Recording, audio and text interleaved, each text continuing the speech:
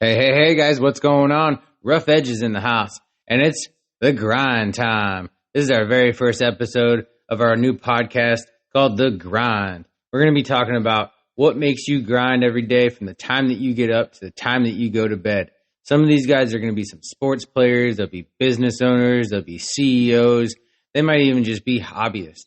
But they're going to be telling you how they've got to where they got to in their life, how they've done it, and then we'll be also talking about what people are doing each and every day to grind, to live their dreams, to be able to live their passion and do what they love to do. But today, we're going to be talking about a little bit of the background story of where did Rough Edges come from. I know a lot of you guys know me from around town. We end up doing some bike nights, some concerts, some giveaways. We end up going on rides and on our Harleys. The King, baby. The King is that bike that I end up riding around town. You guys see me with it all over the saddlebags wrapped up saying the Rough Edges.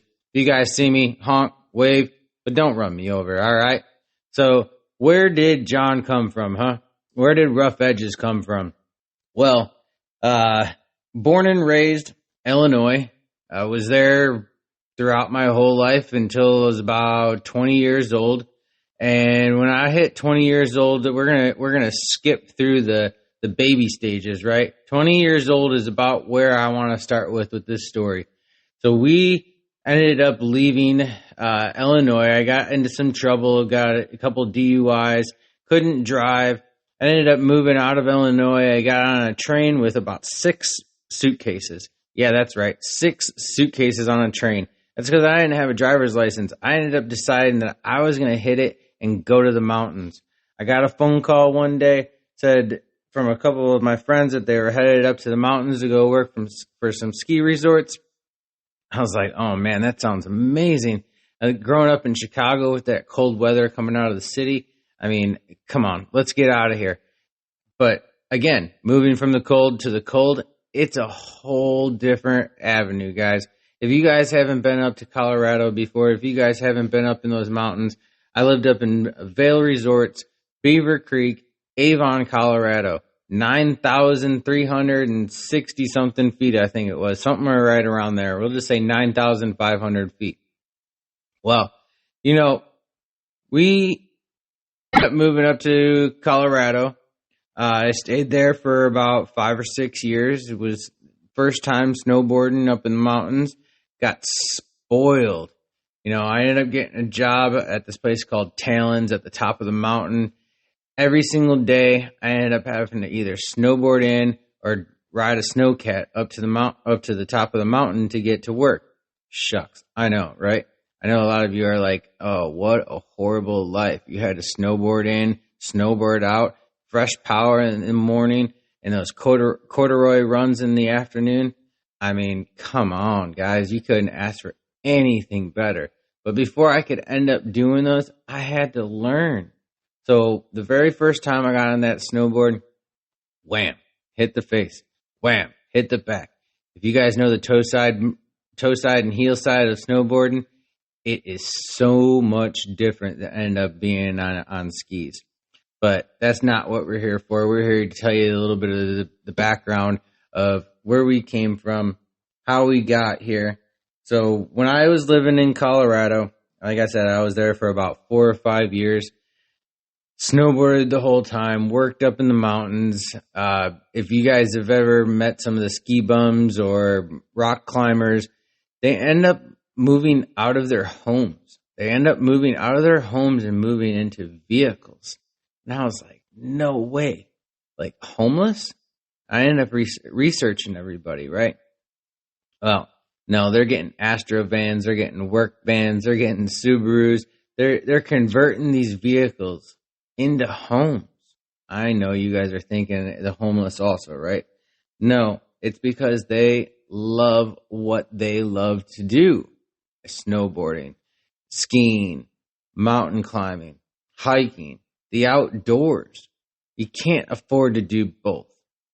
Live in a house and be able to travel and be able to go rock climbing and snowboarding every single day. No, you just can't do it. It gets expensive. Up in the mountains, you end up spending $3,000 a month just on rent for a 2-bedroom place. We were smack dab full in our first apartment there with 5 people, 2 in each bedroom, 1 on the couch, maybe even a couple on the floor every once in a while if we had some snow bum friends come up to the mountain and end up hanging out with us for the weekend. But that's pretty much where this all started from. I ended up moving out of Colorado, and let's back up a minute. Like I said, I had 2 DUIs, no driver's license, and now I'm talking about moving into a vehicle. I still didn't have a driver's license. They took it from me for 6 years. Now, that's a whole nother story of why the 6 years and this and that. But that was pretty much the plea bargain, so I didn't have to end up walking around with an ankle bracelet or have a blower in a car. So I took the 6 years of no license. So that's why I ended up moving out of Illinois, of a little cornfield town called Manhattan, Illinois. If you guys have ever been out there, I doubt it. It's small enough that if you guys blink, that you guys miss it. It's bigger now. You guys end up, there's a stoplight, maybe a couple pizza joints. I think there was a McDonald's that came in and out of there real quick because there just isn't a lot around there. I always said when I was growing up, it was 1 stoplight, 1 grocery store, more bars and pizza places than anything else in town. But, that's pretty much where I came from. So then I ended up, like I said, moved out of there and went up to the mountains. Met all these cats living in Astro vans, Subarus, trucks, campers.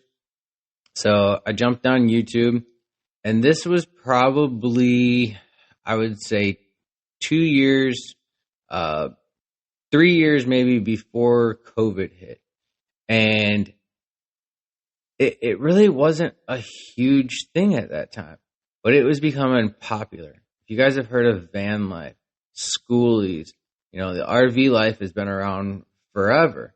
But these people were taking whatever vehicle, like I said, a school bus, a van, a box truck, and converting it into homes and traveling the world. And after I left Chicago and jumped on that first train and packed my bags and got to the mountains, I was like, I'm not going back to Chicago. So I ended up moving out of Vail, Colorado. I moved about an hour down the road to a town called Grand Junction, Colorado, and I decided I was going to find me the cheapest place that I could find to live for 1 year, get a job, walk back and forth to work. I know it sounds like, walk back and forth to school, uphill, both ways in the snow. No, it wasn't uphill, but it was definitely both ways in the snow. Some days it was 80 degrees. Some days it was 20, 30 degrees. But I knew what I wanted to do. I wanted to convert a van into a living quarters and go travel. So that's what I did.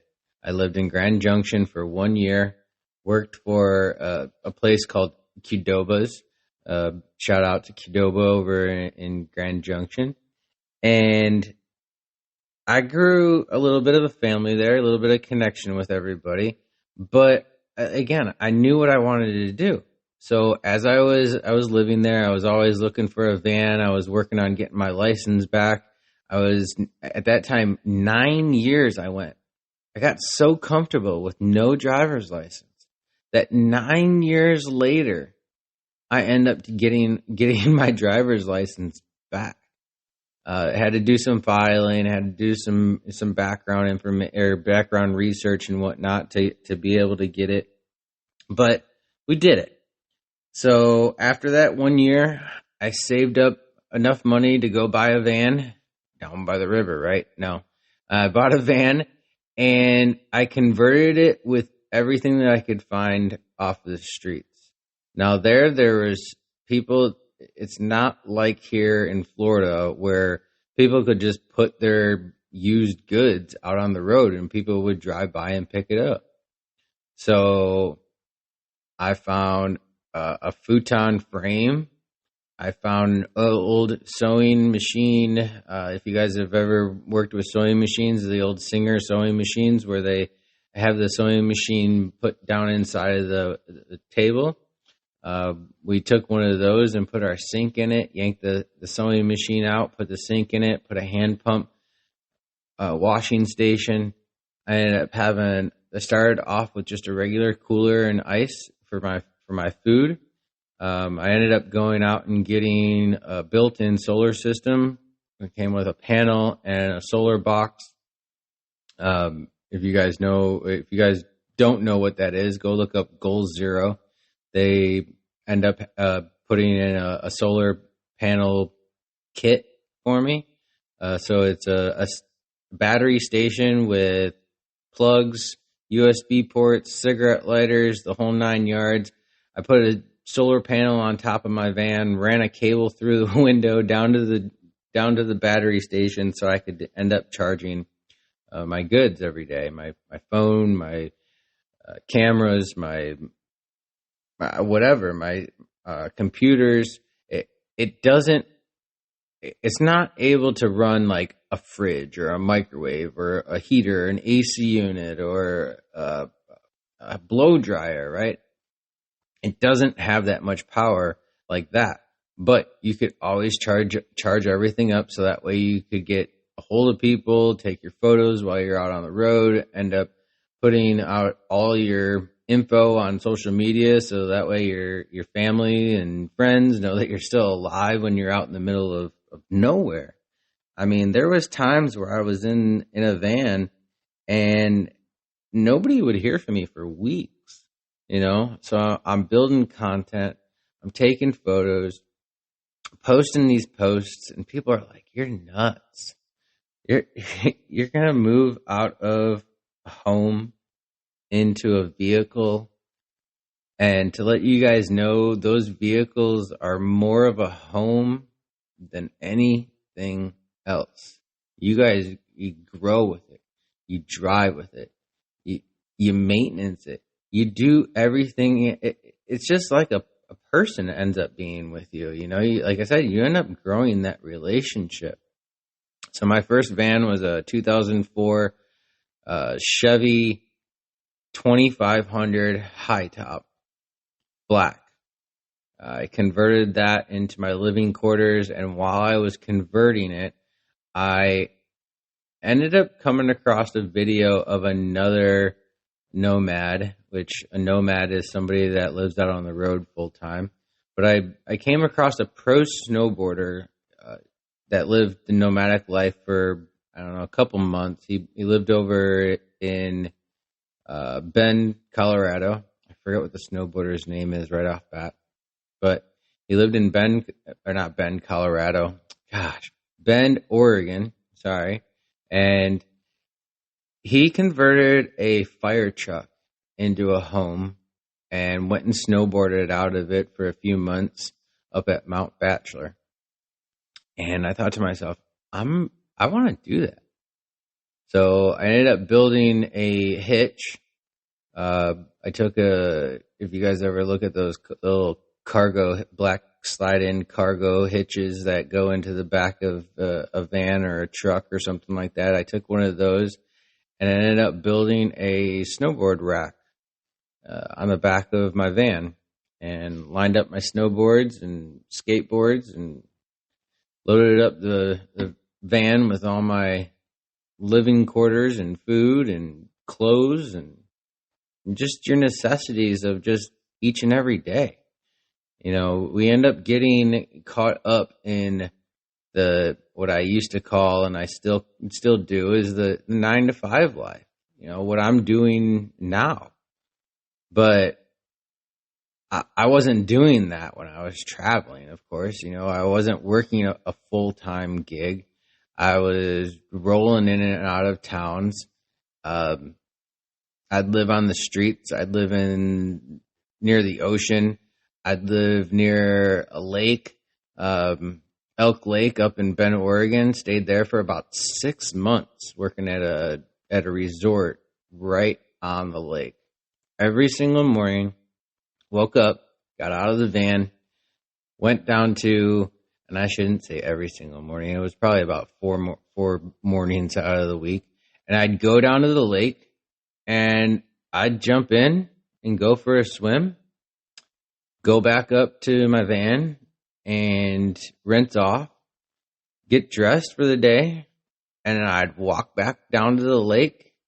And what did I do for 6 months? I rented jet skis and boats out to the locals and travelers that would come up to the lake for the weekend and just come and hang out. So I lived at Elk Lake in Bend, Oregon for about 6 months, 7 months. A lot of these jobs that I end up doing are seasonal jobs. I've been a camp host. I've been a waiter, bartender, barback. I've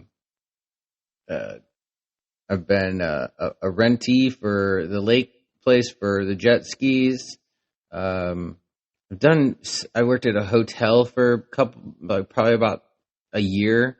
I ended up staying. That was about the longest I'd stay in one town, and I grew so used to that eventually I never had to go actually apply for a job.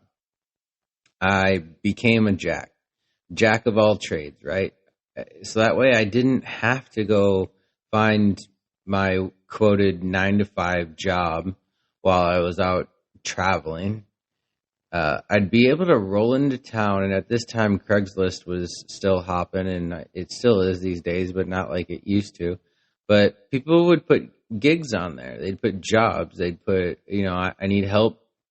I need help changing a light bulb. I need help moving this weekend. One of the cooler ones that I've done off of Craigslist is I remember living at this family's house for 6 months, and they ended up building a tiny home community on their property. They were living in an RV, and they built a tiny home, and they moved their family, their 3 kids, and mom and dad into a tiny home. We ended up building the husband a shed out back for his office. He was an online coordinator and producer and stuff, so he was able to do a lot of work from home. And so we turned that into his office and ended up putting a chicken coop out back. And I mean, those guys turned into my family, and I still stay in touch with everybody. It's totally a different life than, like I said, living that 9-to-5, getting up every morning, going to work. You're at work by 6, home by 4 or 5. Some of us even longer than that. And when I was out traveling for, I think it was about 6-7 years, I didn't have to do that. I got to pick and choose what I wanted to do. And I mean, now the goal eventually, I would love to get back out there. I'd love to take rough edges, and I'd love to wrap an RV and hit the road again and go do events and show people what life is all about. Be a motivational speaker, get up in different cities and support others and motivate others, and be an online entrepreneur. And that's the end goal. That's what I would love to do.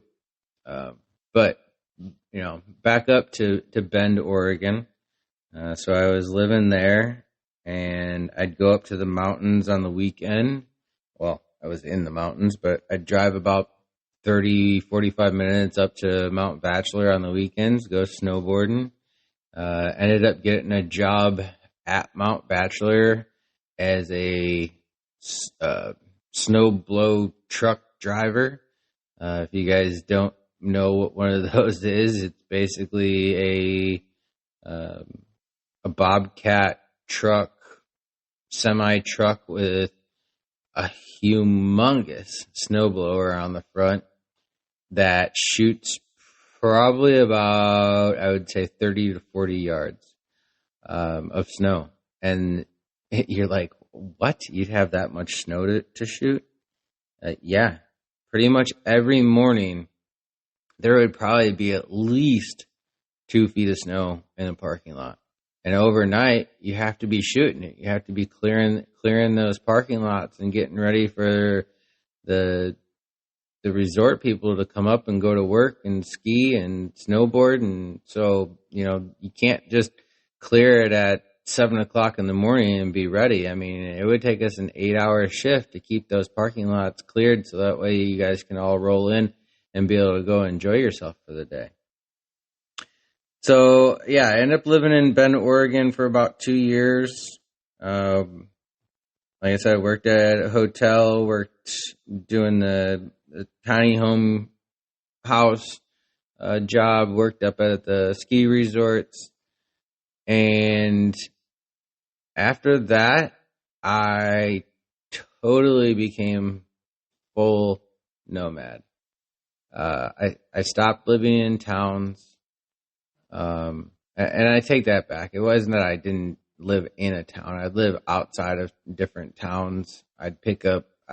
I learned that sometimes I wouldn't have to work for a week, 2 weeks, sometimes even 3 weeks if you do it right.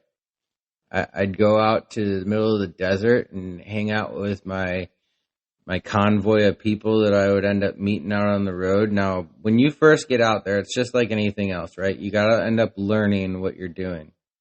You got to learn how you want to do it. You got to learn what you're going to do. So you end up being a loner for a while. I moved into my van and I ended up just traveling around to different campsites, different free campsites. If you guys don't know, out west, there's a lot of land that's called BLM land. Bureau of Land Management runs it. And it is free land. And you can't stay there forever, even though some people end up trying to. But you can go there for 14 days at a time. So picture this in your head, right? You drive out to the middle of the desert, the woods, wherever you're at, and you find yourself a plot of land, and it's yours for 2 weeks. And then next thing you know, you have to move. This is all the legalities, right? There's people that end up staying on these plots for longer than that, but you end up you can stay for 14 days, and then you have to move 5 miles from that spot, and then you can make a new camp. And then every 2 weeks, you could do that over and over and over again. So if you were, like I was saying,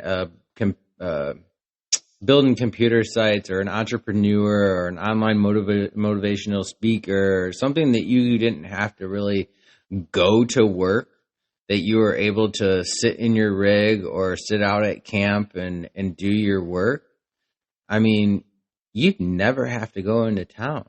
You don't have to pay your bills. You don't have bills.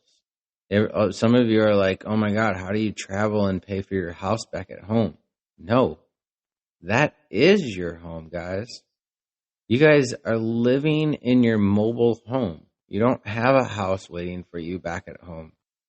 You don't have your kids or your wife sitting back at the house and you're sending money back and forth. No, they're all with you. Everything that you need is in your van, your box truck, your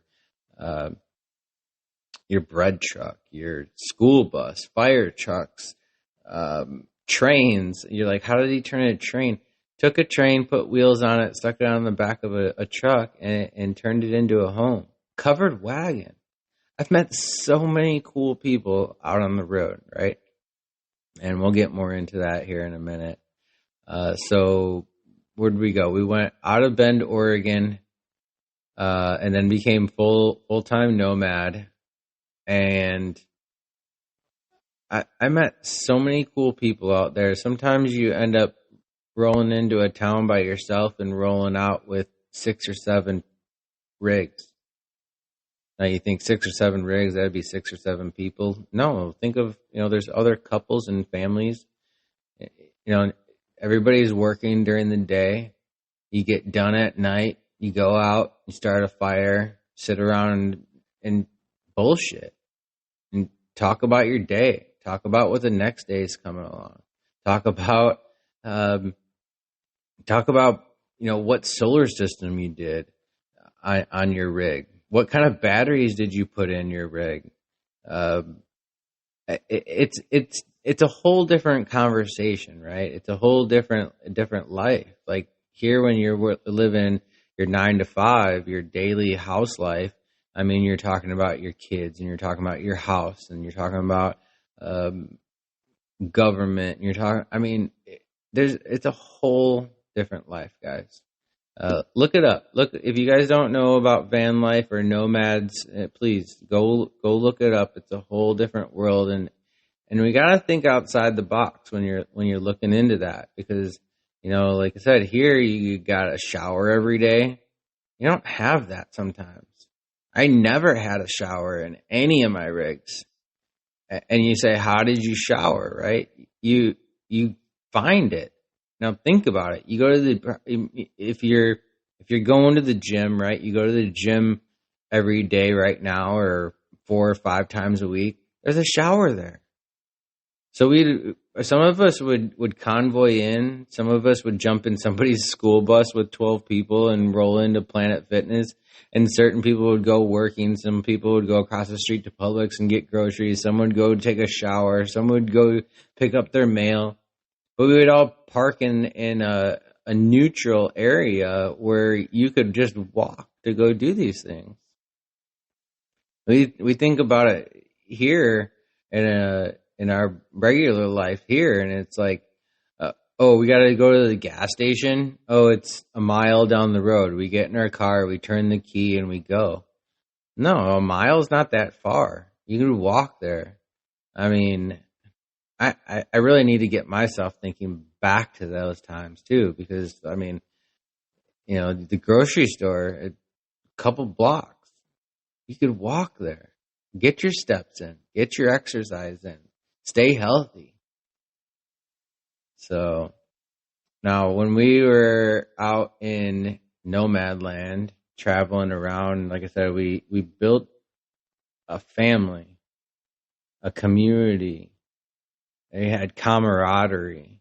And you guys will hear us say here at Rough Edges, right? What are the 3 things that we believe in, that we built Rough Edges around?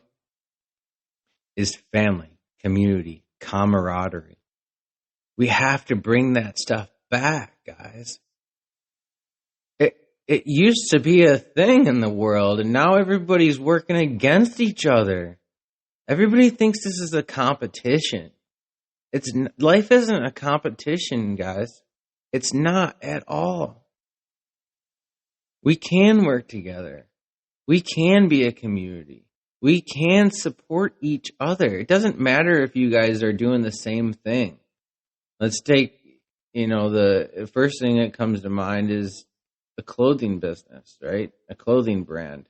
Oh, you run a clothing brand? I can't be friends with you, and I can't help you. I can't support you because you're a competitor. Bullshit. Help each other. Maybe they know something that you don't know. I think about the bike life, right? The motorcycle life, the business owners. This goes on with the cars and everything else. It's, think of a dealership, or think of mechanics or whatever. They're all out there trying to compete against each other. Stop, guys. Stop competing against each other and help each other. We'll go a lot further in this life. We are all built, especially men out there in this world, we're all built to be a pack, to be a wolf pack. We have to keep working together. You guys can't do it all yourself. I can't do it all myself. That's one thing that we've been trying to push with Rough Edges is bring more people back together. This whole social media scene has brought us, or pushed us, so far away that we think that we can't even meet. It's funny. I'll meet people on let's just say Instagram, right? And we'll start talking about an event that's coming up. And me, because I'm a little bit more old school, I'll give them little bits and pieces about the event and say, hey, let's meet up at, Starbucks, or let's meet up at wherever, let's go sit down and have lunch and we'll talk it over. Well, you know that I could just email you, or I could just text you, or no, I want to see you. I want to shake your hands, kick boots, call you by your name. I want to read, let's read each other. You can't read each other through text. You can't see what actual people are looking like when they're saying things. You got to have that eye-to-eye connection, build that family, that community, and with that comes along camaraderie. So yeah, after nomad life, let's skip ahead a little bit. I traveled for 6 years. Let's back up too. After the van life, I converted a box truck, 10-foot box truck, into a home. Think of the the little 10-foot moving trucks. Took that, yanked the roller side door off it, the backside door, framed it in, put a walk-in door, had 3 windows, had a heater, an L-shaped slide-out bed, so that way when I wasn't using it as a bed, I could push it in and have a couch in there to hang out on.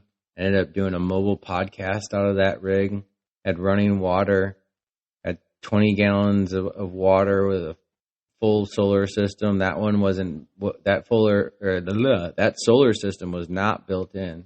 I ended up, building that, 2 panels, wires, converters, inverters, charger station, the whole 9 yards.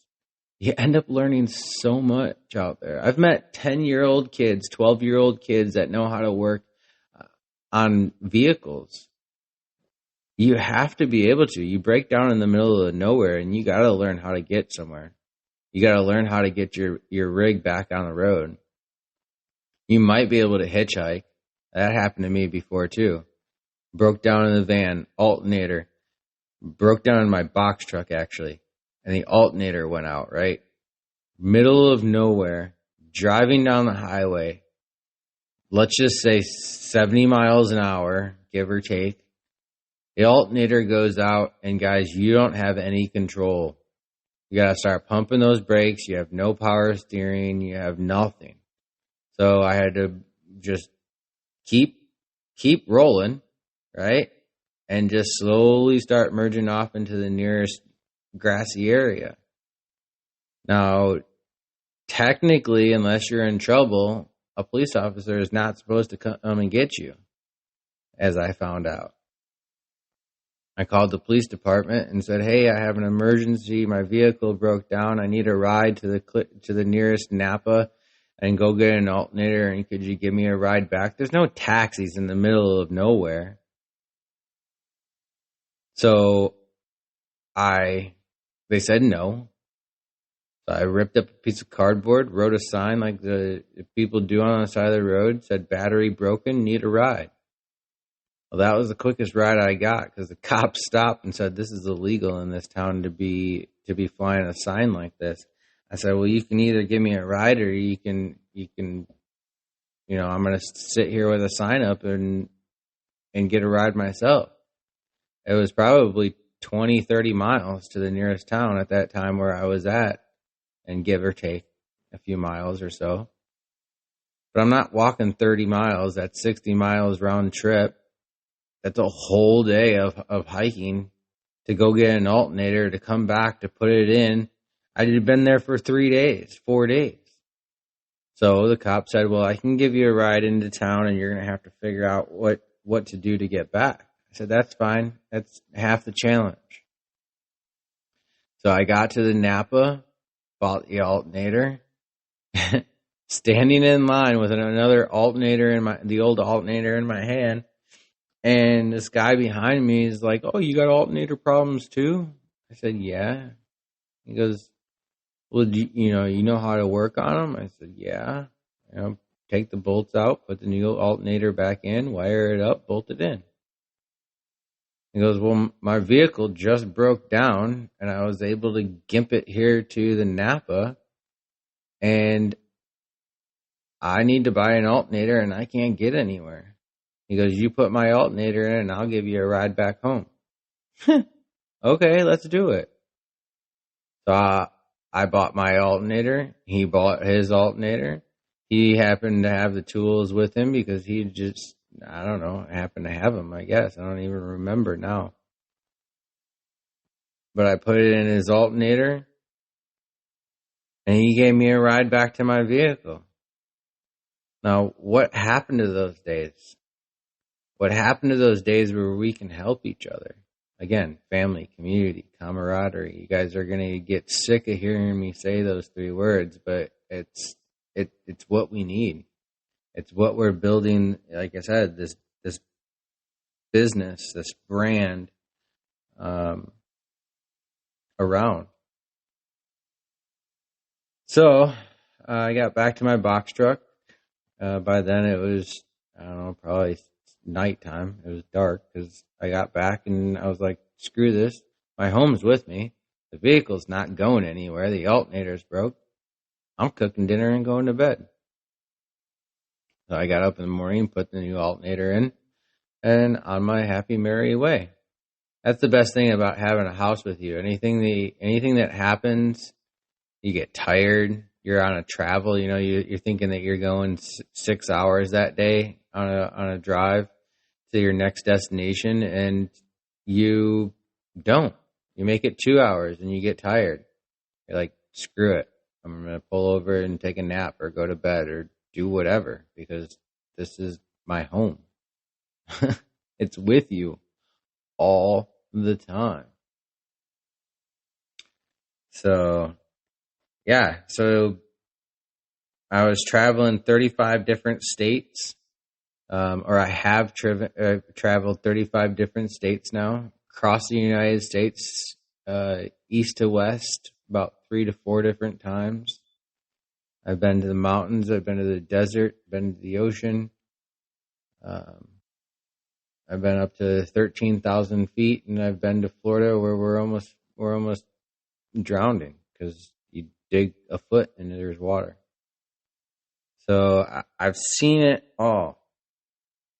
I mean, I wouldn't say all because I haven't been out of the country other than Mexico a couple times, but I've seen and met a lot of people from all over the world. And out there is a family, and there is community, and there is camaraderie because they all forget about the day-to-day shit. We got to take our lives back to the simple. We got to take our lives back to just a basic routine, a basic schedule. If you guys could see what I'm looking at right now, I have about a 4x8, think of a sheet of plywood, dry erase board on my wall. And I never thought that I'd have an actual, just regular schedule. Wake up in the morning, Monday through Friday. Wake up in the morning, go to work, come home, make dinner, do a couple posts online, do the gym, shower, make my protein shakes, and that's my day. And then the weekend comes, Saturdays, I go to, if there's an event going on, I go to an event, shoot some content, come home, rest, and then Sunday is take care of the house day, take care of the bike day, clean the house, clean the bike, yard work, housework, laundry, our basic shit that we have to do every single week. And we make it so hard on ourselves. It's crazy. I'm not saying that I'm 100% perfect, even though that some of you out there think I am. Just kidding. So yeah, the end of nomad life. After 6 or 7 years of traveling, 35 different states, east and west, mountains, deserts, oceans. How did I get to Florida, you say? I was in Nashville, Tennessee, and my mom calls. I haven't seen my mom in 2 years. And come to find out, her husband hit his head at 60 years old and lost all of his memory. Now, I've known this cat since I was 8 years old. And when I came down here at, what was it? When I came down here at 36, 37, 36 years old, it was the first time that he ever met me. 2 years or a year prior to that, 2 years prior to that, when it all happened, he didn't even know who my mom was. He came out of a coma and didn't even know who his wife was, that was married for 20 plus years. So like I said, is that I didn't see my mom for 2 years before that, and she asked me to come down. I was like, sure. I'm just in Nashville. It'll take me, I could get here in a day, but I was like, give me a couple of days, I'll be down. So I was, like I said, in my home, on my home on wheels in my box truck, sitting in Nashville, having a good old time. And next thing you know, I just turned the key and drove down to Fort Myers, Florida. Definitely not planning on staying. I definitely was not. I was like, I'll come down for 3 weeks or a month or so and maybe find some work on the side and then I could roll out, right? Well, I rolled in with a box truck that was with windows and doors and stickers all over it, my podcast stuff, and it looked like a moving truck, a work truck. And with HOA and whatnot, they wouldn't allow that to fly in the driveway. I pushed it and pushed it and pushed it to keep it there, and sometimes I would take it over to a friend's house or park it down at the local church for a couple of days, and I'd bring it back. And if you guys live in Florida or HOA areas, they don't even allow you to take your work truck home, which makes me really confused because I'm like, you guys want me to live here. You guys want me to be able to afford this home that's in your subdivision, but I cannot bring my vehicle home that pays for that. So yeah, that just, it baffles me. But anyways, after about 3 months, yeah, that's right, 3 months. I said 3 weeks to a month that I'm staying, but then after about 3 months, there was a letter sent in the mail that there was going to be a hearing and $1,000 fine. And I say a hearing or $1,000 fine because they wanted to take this to their HOA and bring the community together, the least of community that I could ever think of in this kind of situation, but that's just my opinion. And they put my mom on blast and said, if that vehicle doesn't move, it can't be here, you can't work on it. She tried to argue about it, that it was my home. And they're like, well, now we don't allow RVs in here. We don't allow mobile homes. So they just kept fighting it. So I found a local guy down the street, probably about 2 miles down the street, and talked to him about the situation. And he said, just come park it at my house. He's got like 6 acres of land. And I paid him, I don't know, I think it was like $100 a month, which is nothing for storage. And he's like, I won't even know that it's there. Park it in the back corner. I can mow around it, I ever need you to move it, you're a couple miles down the road, in which I end up just leaving my keys with it anyways, and he would just move it out of the way.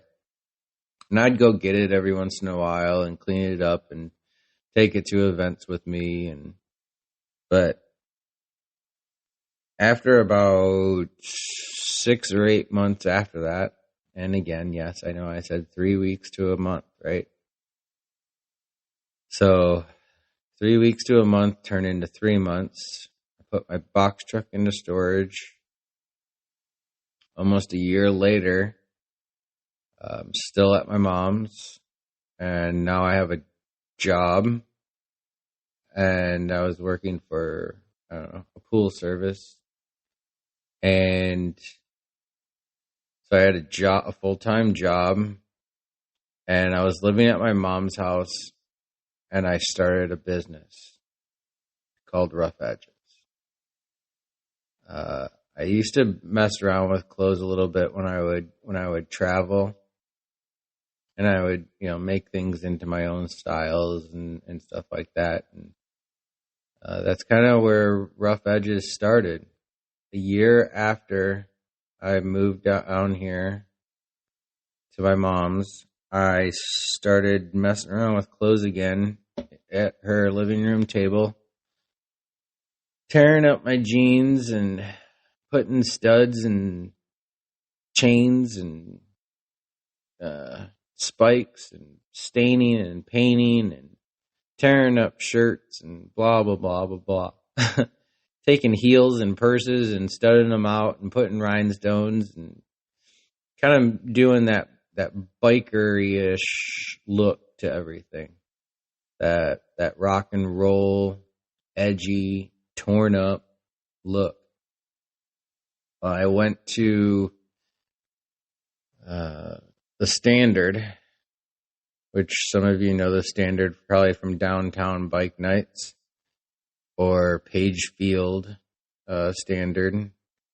And the owner, Carlo, which I'm sure some of you know who Carlo is. I mean, I know he doesn't show his face very often, but he'll get out for a cigar here and there. Or he'll pop his head into a bike night and come say hey. And so I rolled into the Standard to see Bad Latitude. I know you guys all knew who Bad Latitude is, around Fort Myers. And they were playing a bike night at Pagefield Standard. And I see Carlo walking around bussing tables. And if you guys know Carlo, he's a businessman. And he shouldn't have to be bussing tables. I walked up to Carlo very first time I met him and said, you look too important to be bussing tables. Who are you? And he introduced himself, and I introduced myself and told him who I was and what I do and this and that. And he goes, well, you got your merchandise with you? I said, yeah. I said, I have some of it with me. And at that time, it was just customizing clothes. I shouldn't say just, because it's all the avenue that it takes to get to where we're going. So I was customizing clothes at the time, and I said, yeah, I have a bin of clothes with me. And I just happened to have, I don't even know why at this point of why it was there, but I happened to have my clothes with me in a bin. I said, I don't have a table though, to set anything up. He sent one of the other waiters inside and said, hey, go get this guy a fold-up table. He comes out with this, I don't know, probably a 2-foot by 3-foot little tiny fold-up table. I mean, I took all my clothes out of the bin, and it felt like I was working on Venice Beach Boardwalk, if you guys have ever been there, or down in the streets in downtown Chicago or New York. You got those bussers and those guys that are just selling stuff on the side of the road. I just had to put up a pile of clothes, and people flocked over, and so Carlo gave me my first chance here and gave me the opportunity to show people who I was. I didn't know anybody.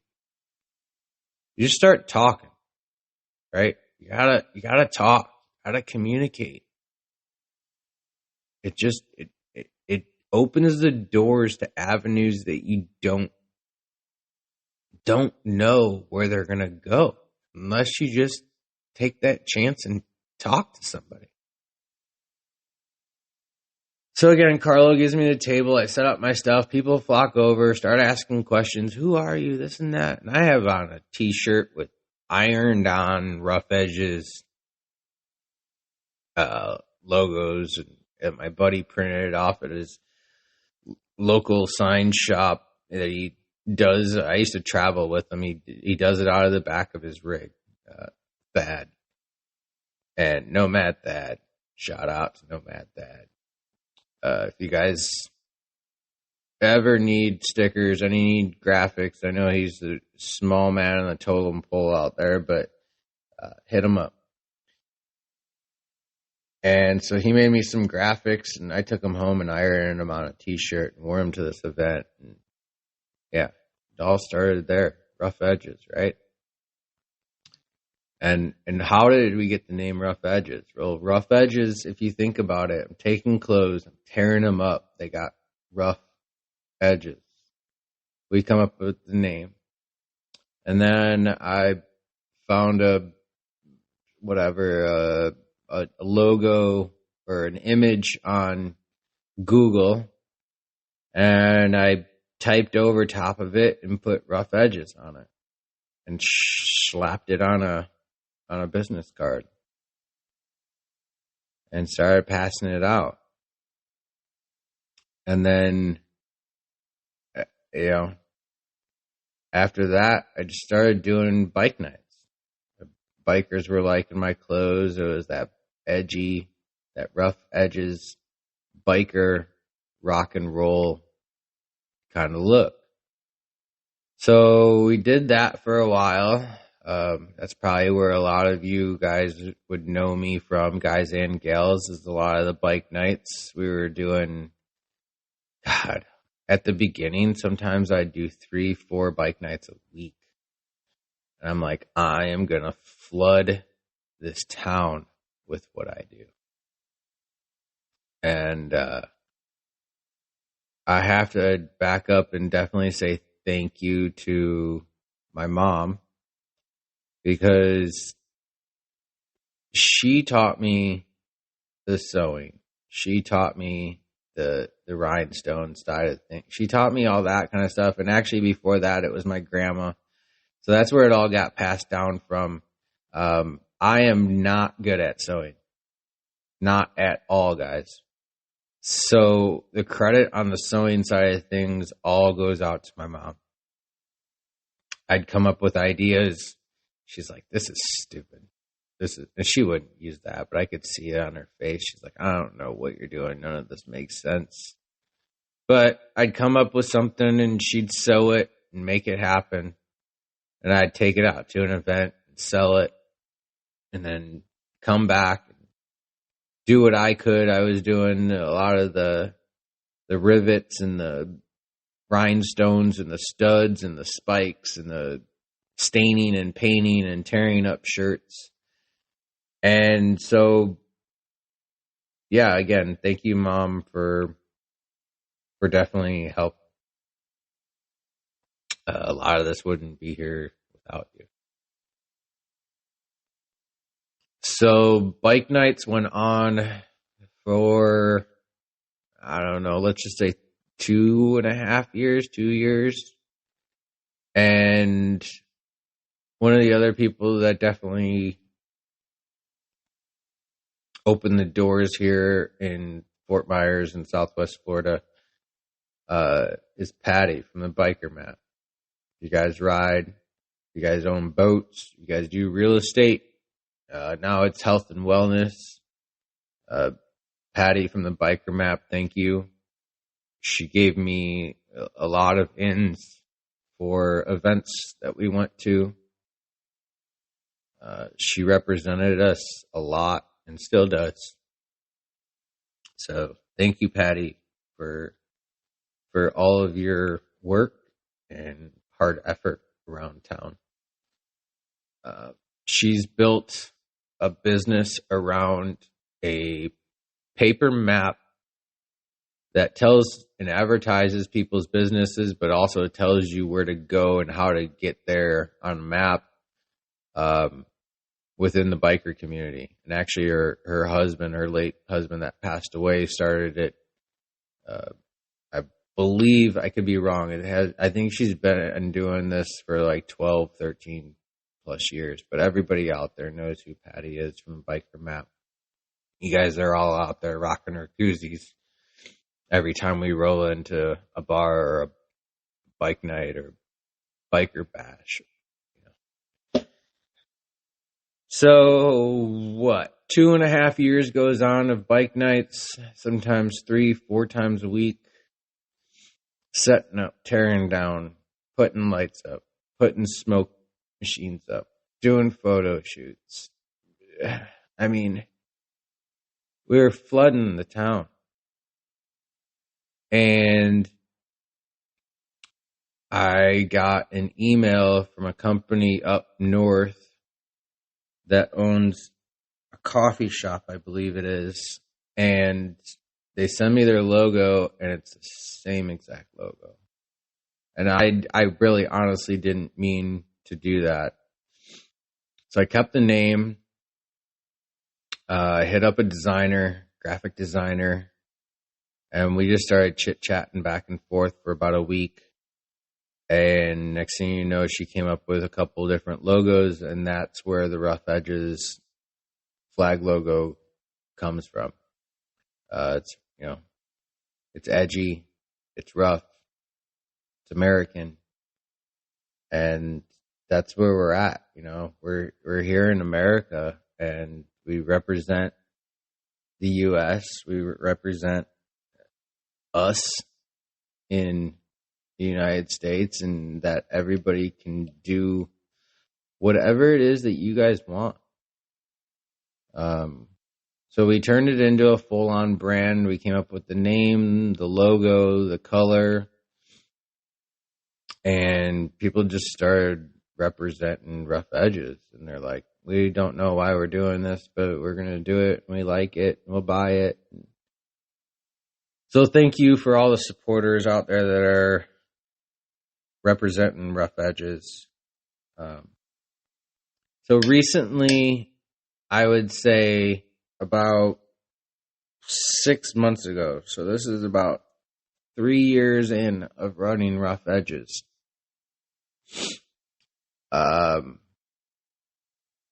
We have taken Rough Edges from custom clothing to biker gear to just t-shirts and hats and koozies.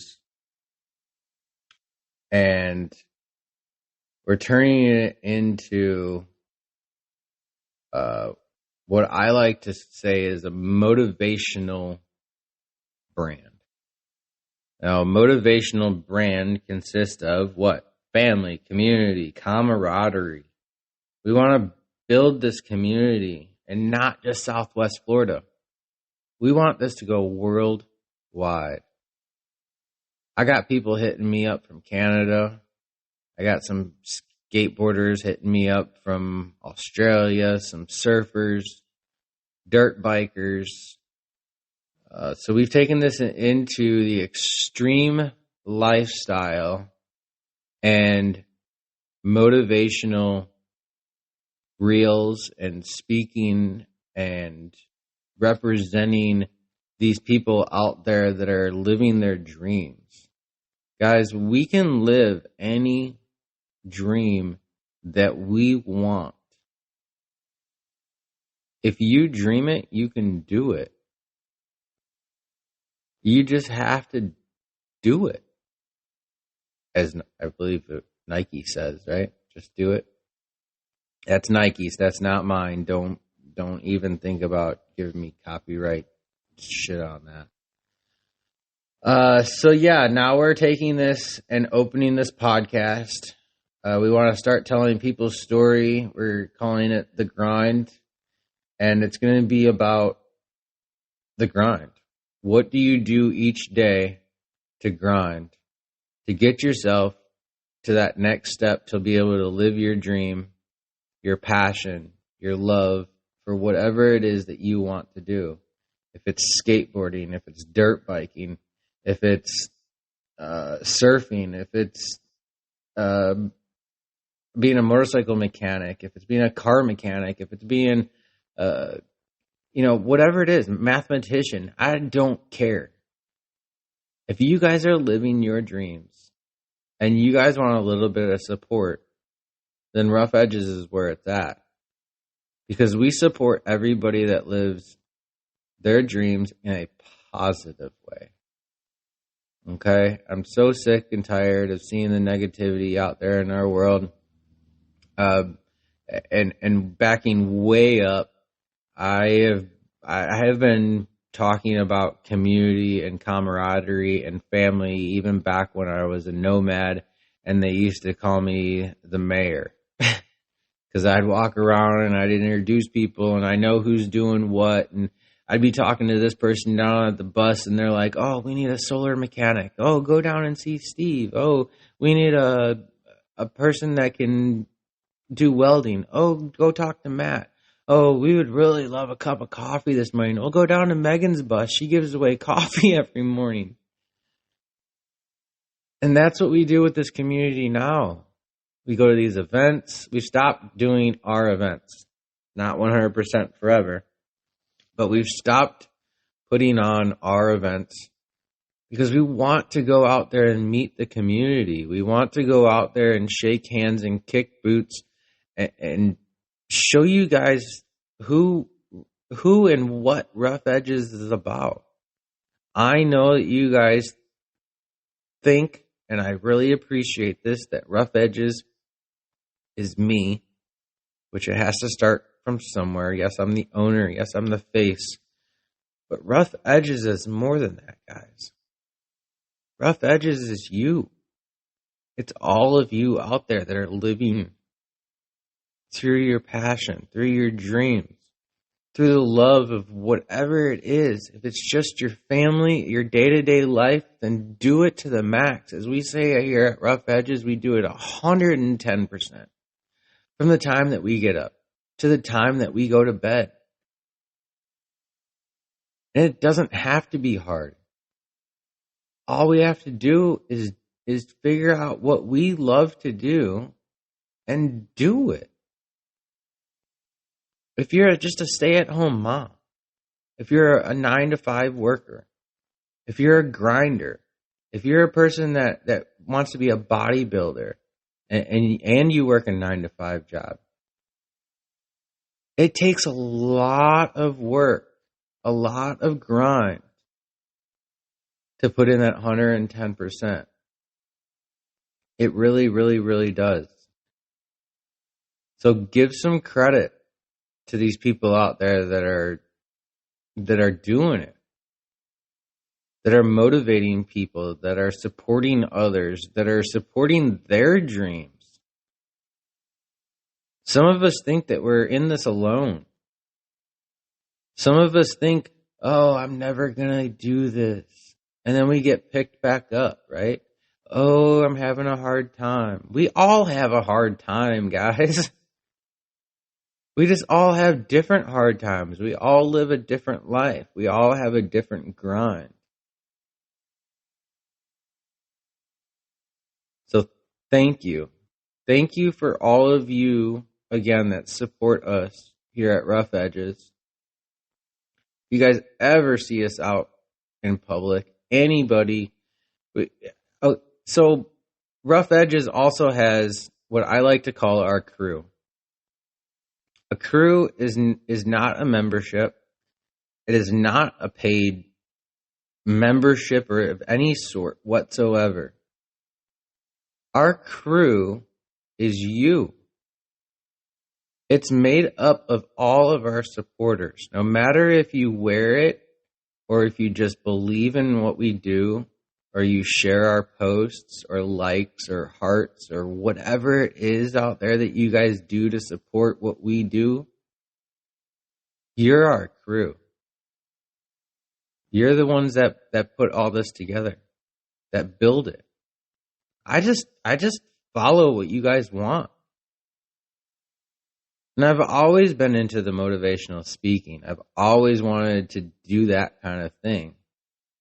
And that's just where this is. I'm just taking the path. The doors keep opening and I got to keep walking through. And I hope to see all of you on the other side of those doors supporting us. Speaking of supporting us, February 8th at the Alliance Arts Center, we have our next event. And I hope to God that I get this launched out before then, because this won't make any sense.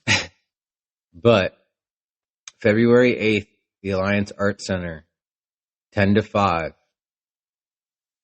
I can't give you all the information on here because it's a lot of information, but let's just think of it as a life fair for this community.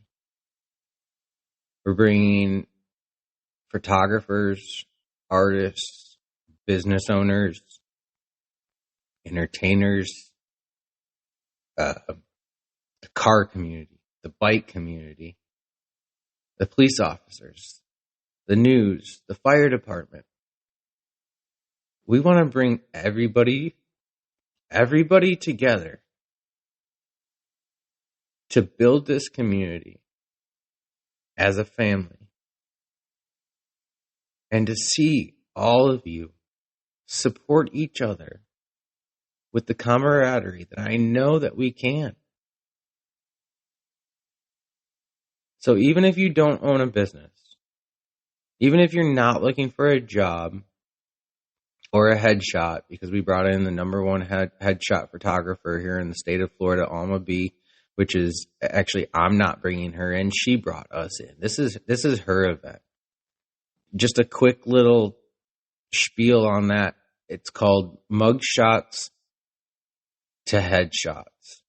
60% more of people get a job that have a mugshot on their resume, because nowadays everything is done online.